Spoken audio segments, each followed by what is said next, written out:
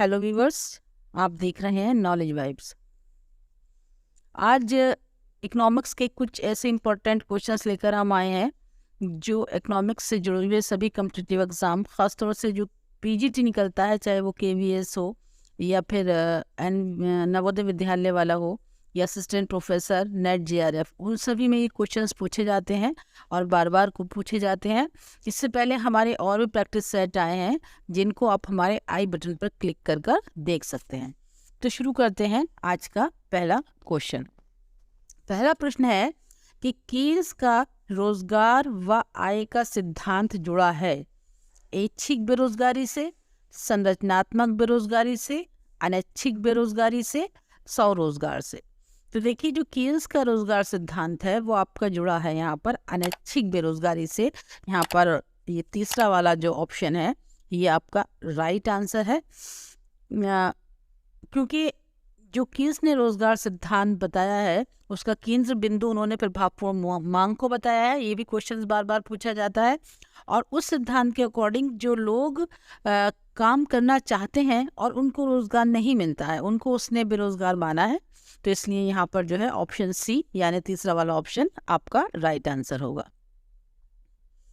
इसके बाद अगला है कि उपभोग तथा व्यय योग्य आय के मध्य एक आनुपातिक संबंध होता है। जो हम उपभोग कर रहे हैं और जो हमारा व्यय योग्य आय हमारे पास है उसमें एक आनुपातिक संबंध होगा। तो वो आपको बताना है कि एमपीसी और एपीसी में किस प्रकार का होगा। यानी तो और यहाँ पर जो एमपीसी है वो सीमांत उपभोग प्रवृत्ति को और जो एपीसी है वो औसत उपभोग प्रवृत्ति को दर्शा रही है। तो संबंध आपको बताए गए हैं कि एमपीसी जो होगी यानी सीमांत उपभोग प्रवृत्ति इज ग्रेटर देन एपीसी और MPC is equal to APC, MPC is less than APC और एमपीसी इज इक्वल टू 0 होगी। तो देखिए, ये जो क्वेश्चन है यहाँ पर इसके दो आंसर हो सकते हैं, क्योंकि जब हम दीर्घकाल की बात करते हैं तो वहाँ पर जो एमपीसी और एपीसी इक्वल रहते हैं। अगर क्वेश्चन दीर्घकाल के हिसाब से पूछा जाए तो एमपीसी और एपीसी इक्वल है अगर दीर्घकाल क्वेश्चन में लिखा है, और नहीं लिखा है तो भी ऑप्शन बी ही करेक्ट होगा। लेकिन यदि अल्पकाल में पूछ लिया जाए कि अल्पकाल में उपभोग तथा व्यय योग्य आय के मध्य क्या अनुपातिक संबंध होता है, तो वहाँ पर एमपीसी जो होती है वो एपीसी से कम होती है, क्योंकि जो आय है उसके बढ़ने के साथ साथ जो आपकी एमपीसी है या सीमांत उपभोग प्रवृत्ति है वो घटती जाती है। इस क्वेश्चन के लिए हम बी को राइट मानेंगे। दीर्घकाल लिखा हो क्वेश्चन में तो भी यही और ना लिखा हो तो भी यही, लेकिन अगर अल्पकाल लिखा हो तो फिर हम इस वाले ऑप्शन को राइट मानेंगे। इसके बाद अगला है कि निम्नलिखित में से किसने त्वरण सिद्धांत का प्रतिपादन किया। देखिए, बहुत ही आसान क्वेश्चन है। तो त्वरण जो है वो क्लार्क ने दिया था त्वरक सिद्धांत, और ऑप्शन डी यहाँ पर ठीक है। इसके बाद आगे आ जाइए, रेचिट इफेक्ट का क्या अर्थ होता है, ये पूछा है। तो रेचिट इफेक्ट यानी कि आय वृद्धि के साथ सीमांत उपभोग प्रवृत्ति घटेगी, या फिर आय वृद्धि के साथ साथ सीमांत उपभोग प्रवृत्ति अपरिवर्तित रहेगी, या फिर आय वृद्धि के साथ सीमांत उपभोग प्रवृत्ति बढ़ती जाएगी, या जब आय घटती है तो सीमांत उपभोग प्रवृत्ति उसी प्रकार परिवर्तित होती है जैसे आय वृद्धि होने के साथ परिवर्तित होती है। तो यहाँ पर आपका ऑप्शन डी सही है, क्योंकि जो रेचिट इफेक्ट है ये एक वन वे प्रोसेस है, ये एक ही तरफ को चलने वाली प्रक्रिया है। जब आय घटती है तो सीमांत उपभोग प्रवृत्ति भी उसी प्रकार परिवर्तित होगी जिस प्रकार आय में वृद्धि होने के साथ परिवर्तित होती है। यानी ये आय घटेगी तो प्रक्रिया वही अपनाई जाएगी, यानी जैसे जैसे आय घटेगी तो सीमांत उपभोग प्रवृत्ति जो है वो बढ़ती जाएगी, और जैसे जैसे आय बढ़ेगी तो सीमांत उपभोग प्रवृत्ति घटती जाएगी। यानी एक ही तरफ को ये नियम, ये जो प्रभाव है ये काम करता है, और इसको रेचिट इफेक्ट कहते हैं। यहाँ पर ऑप्शन डी आपका राइट आंसर है। इसके बाद अगला है, उच्च शक्ति मुद्रा का परिमाण यानी quantity of high powered money नहीं प्रभावित हो पाएगी सरकार की बजट संबंधी नीति से, केंद्रीय बैंक के पास विदेशी विनिमय परिमाण से, बैंकों द्वारा केंद्रीय बैंक से लिए गए ऋण से या फिर बैंकों में जनता द्वारा की गई जमा से। तो देखिए यहाँ पर जो ये जो उच्च शक्ति मुद्रा परिमाण है, ये सदैव मौद्रिक नीति से प्रभावित होगा, ये कभी भी राजकोषीय नीति से प्रभावित नहीं होगा। इसलिए कि जो नीचे वाले तीनों हैं ये तो बैंकों से संबंधित हैं, तो ये मौद्रिक नीति से संबंधित है। सिर्फ ऊपर वाला सरकार की बजट नीति जो है ये राजकोषीय नीति से संबंधित है। तो यहाँ पर इसका आंसर ये होगा, क्योंकि पूछा गया है कि हाई पावर्ड मनी इन सब में से किससे प्रभावित नहीं होगी। तो ऑप्शन ए आपका यहाँ पर जो है राइट आंसर है। इसके बाद ये है कि मौद्रिक नीति का कार्यान्वयन निर्धारित नियम के अनुसार होना चाहिए, न कि विवेक के अनुसार। ये विचार किसने दिया है? तो ये विचार आपका फ्रीडमैन का है। यहाँ पर ऑप्शन बी ठीक है। इस सेंटेंस का मतलब यह है कि जैसे जो भी केंद्रीय बैंक की मौद्रिक नीति है, किस तरह से वो बैंक दर को रखता है या रेपो रेट को घटाता है या बढ़ाता है, तो वो विवेक के आधार पर ना हो। जो नियम, जो रूल्स और रेगुलेशंस बता दिए गए हैं उन्हीं के अकॉर्डिंग वो होना चाहिए, यानी सैद्धांतिक होना चाहिए, ना कि ज़्यादा व्यवहारिक। ऐसा फ्रीडमैन का मानना है। ऑप्शन बी यहाँ पर जो है वो सही है। इसके बाद ये क्वेश्चन है, क्वेश्चन नंबर 7 कि रिजर्व मुद्रा में सम्मिलित होते हैं केवल बैंकों में सावधि जमा, जनता की चलन मुद्रा और बैंकों के पास नकदी, केवल बैंकों के पास नकदी, या फिर बैंकों के पास नकदी तथा डाकघर बचत बैंक जमा। यहाँ पर जो है ऑप्शन बी सही है। जनता की चलन की मुद्रा, जनता के पास जो चलन में मुद्रा है, जो नोट और सिक्के वो जेब में रखकर घूम रहे हैं वो, और बैंकों के पास जो नकदी है, ये दोनों चीज़ें ही रिजर्व मनी में शामिल होती हैं। चलन में मुद्रा और आरबीआई के पास बैंकों की राशि और रिजर्व बैंक के पास जमा अन्य राशियों का कुल योग जो होता है वो आपका चलन मुद्रा या रिजर्व मनी कहलाता है। यहाँ पर आपका बी जो है वो ठीक है। इसके बाद अगला है कि आय में वृद्धि के साथ साथ उपभोग की सीमांत प्रवृत्ति घटती जाती है। ये संबंध कीन्स के सिद्धांत में महत्वपूर्ण होते हुए भी निम्नलिखित से संशोधित हो जाता है।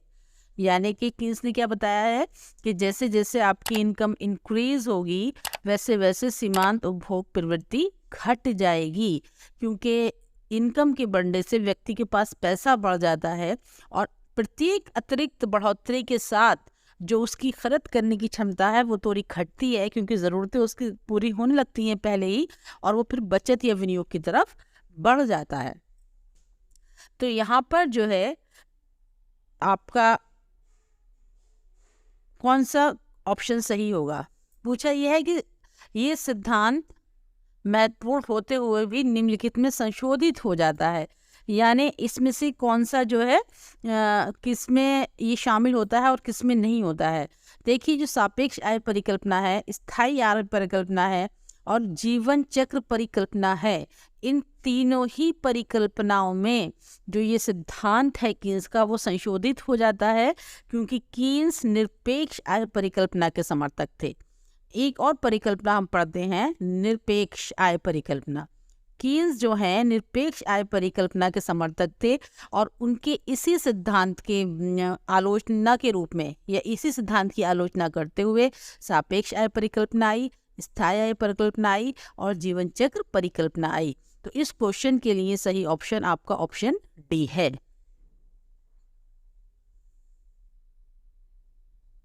इसके बाद अगला है, जब सकल निवेश शून्य हो जाता है तो निम्न में से कौन राष्ट्रीय आय को शून्य होने से रोकता है?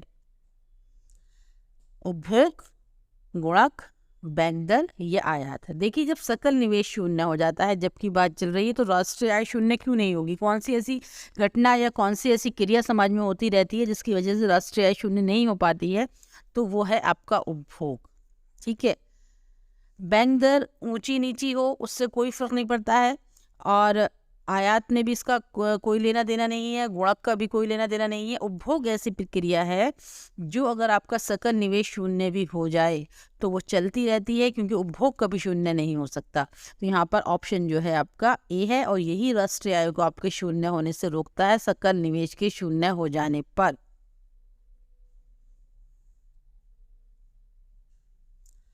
अगला है,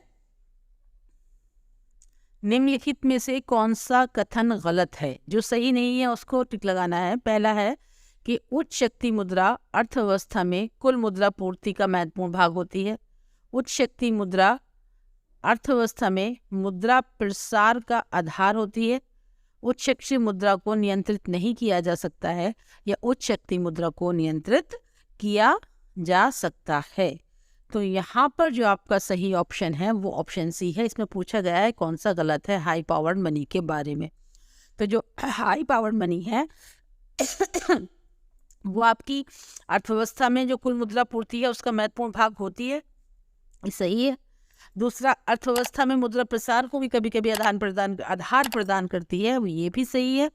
और तीसरा जो है कि उच्च शक्ति मुद्रा को नियंत्रित किया जा सकता है। तो हाँ, अच्छी मौद्रिक नीति केंद्रीय बैंक की उसको नियंत्रित कर सकती है। यहाँ पर आपका ऑप्शन सी जो है इस क्वेश्चन के लिहाज से सही है, क्योंकि यही इसमें गलत है। उसके बाद अगला है, कीन्स ने मुद्रा की मांग के बारे में विचार त्रुटिपूर्ण होने का क्या कारण है? यानी कीन्स ने जो मुद्रा की मांग के बारे में विचार दिया है उसके त्रुटिपूर्ण होने का कारण पूछा है। उसने मुद्रा की मांग को दो अलग अलग भागों में व्यक्त किया है, या मुद्रा की मांग को ब्याज लोच व असीमित बताया है। उसने परिसंपत्तियों के रूप में मुद्रा को केवल एक ही विकल्प बॉन्ड पर विचार किया है। ये उपरोक्त सभी इसके कारण हैं। तो देखिए, ऊपर की जो तीनों सेंटेंस है ये तीनों ही कीन्स के मुद्रा की मांग के बारे में विचार हैं, और ये तीनों ही ऐसी बातें हैं जो उसके विचार को त्रुटिपूर्ण या गलत साबित करती हैं। ऑप्शन है डी यहाँ पर राइट आंसर। फिर इसके बाद है पोर्टफोलियो बैलेंस किससे संबंधित है? तो देखिए, जो पोर्टफोलियो बैलेंस है वो टोबिन से संबंधित है। ऑप्शन सी सही है। पोर्टफोलियो बैलेंस हो गया, या अलग अलग सारे सिद्धांत हो गए, ये कभी कभी मैचिंग के लिए या कोड के माध्यम से भी आंसर देने को आ जाते हैं, या एक एक राइटर करके ऐसे भी पूछ लिया जाता है। तो किस अर्थशास्त्री का कौन सा सिद्धांत है, ये सब आपको याद होना चाहिए। और इससे संबंधित एक वीडियो हमारे चैनल पर अपलोड है, उसको आप देखिए तो आपके लिए यूजफुल होगा। यहाँ पर ऑप्शन सी सही है, पोर्टफोलियो यानी बैलेंस जो है वो टोबिन से रिलेटेड है। इसके बाद अगला है, अनिश्चितता की स्थिति में मुद्रा की मांग का विश्लेषण किसने किया है? तो इसका जो आपका आंसर है वो भी आपका टोबिन ही है। अनिश्चितता की स्थिति में जो मुद्रा की मांग का विश्लेषण है वो टोबिन ने किया है। चौथा है, तरलता पसंदगी का जोखिम के प्रति व्यवहार का लेखक कौन है? तो देखिए, क्योंकि तरलता पसंदगी आ गया तो इस किताब का इतना छोटा सा वर्ड को पढ़कर इस टाइटल के ज़्यादातर लोग कीन्स को आंसर कर देते हैं, जबकि कीन्स ने लिक्विडिटी ट्रैप दिया है। ये जो बुक है तरलता पसंदगी का जोखिम के प्रति व्यवहार, इसके लेखक भी टोबिन ही हैं। यहाँ पर भी आपका ऑप्शन जो बी वो है वो राइट है, कीन्स नहीं है इस क्वेश्चन का आंसर।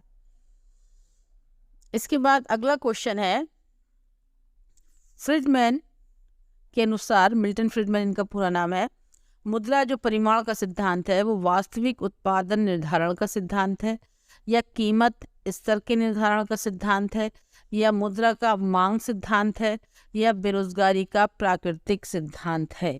तो देखिए, जो फ्रीडमैन के अनुसार जो मुद्रा का परिमाण सिद्धांत है वो मुद्रा की मांग का सिद्धांत है, क्योंकि जो फ्रीडमैन है उनका जो समीकरण है वो जो सब कुछ दिखाते हैं उसमें, तो वो मुद्रा की मांग को ही उसमें कैलकुलेट करते हैं। यानी जब आप फ्रीडमैन का लिखते हैं समीकरण तो आप लिखते हैं MD अपॉन P, जहाँ पर MD जो है ये मुद्रा की मांग ही है, ठीक है, और पी कीमत स्तर है। उसके बाद इसको आप फलन बनाते हैं, फिर ब्रैकेट चल पड़ता है, यहाँ से इधर लिख रही हूँ, जगह कम है, कि आर एम मुद्रा की प्रत्याशित दर, प्रतिफल की प्रत्याशित दर, आर बी बॉन्ड्स की प्रतिफल की प्रत्याशित दर, फिर आर ई, फिर 1/p D P upon D T Y P comma W comma U. पूछा है कि फ्रीडमैन के अनुसार मुद्रा का परिमाण सिद्धांत क्या दिखाता है। तो मुद्रा की मांग का सिद्धांत है, क्योंकि वो कैलकुलेट ही मुद्रा की मांग को कर रहे होते हैं। ठीक है, तो यहाँ पर जो है आपका ऑप्शन नंबर जो सी है वो ठीक है। ये आज 15 क्वेश्चंस थे, बहुत ज़्यादा मतलब डीपली आपको नहीं समझाए हैं ये क्वेश्चंस, केवल जल्दी जल्दी बताए हैं।